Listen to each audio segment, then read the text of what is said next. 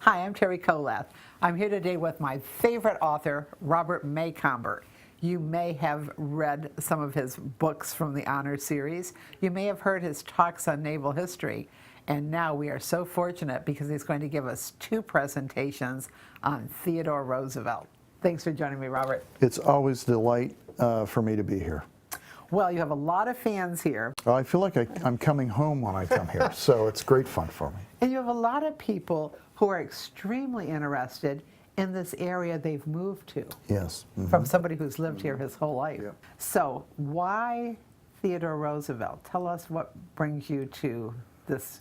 Theodore Roosevelt was the president that changed everything. He changed the concept of the presidency, the power of the presidency.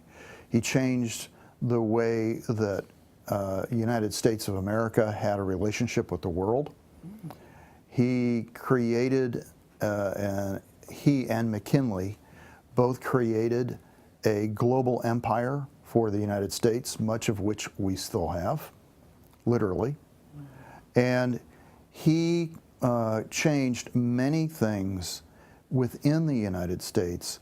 He was the original progressive, and he and his supporters are the ones that started that term, progressives, and he was a Republican.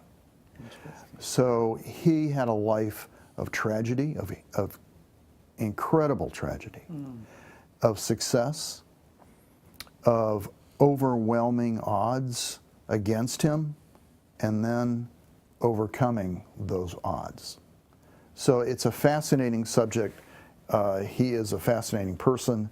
He is, without a doubt, the most intellectually accomplished of our presidents. And so over these 2 days of these talks, we're going to see young Theodore as a child and how he grew up during the Civil War in New York City, and then how he overcame early tragedies to become the kind of person that he later became famous for.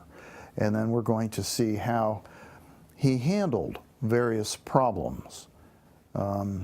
He was a study in sophisticated and yet earthy analysis of problems.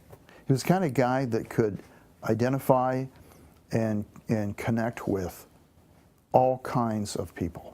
Fascinating. And I love the way you're describing it. Part one, the climb. Oh, yes. And the remarkable story of his life. It was a climb that nobody thought that he would survive, literally, physically, when he was young, and then politically as he went on. But he did.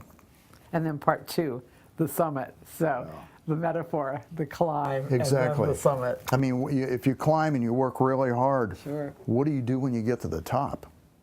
Well, he was one of our youngest presidents, and he was full of energy.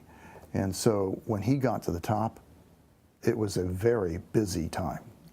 And how wonderful, not only have you studied this man, and he's one of your heroes, but we're talking about it at a time when just wondering about politics in general is on everybody's mind. It's really, really a wonderful thing you're bringing us. Thank you so much, Robert. You're very welcome, and I'm looking forward to seeing everybody there. We're going to have fun. It's going to be enlightening. And by the way, I'm going to tell you about his visit to our islands. Very Yes, exciting. He came here near the end of his life, and he visited our islands, and I'll explain to you the legacy that we have to this day in our islands from that man. So make every opportunity, if there's still space, to join us for Theodore Roosevelt Part 1 and come back for Theodore Roosevelt Part 2. Yes, please.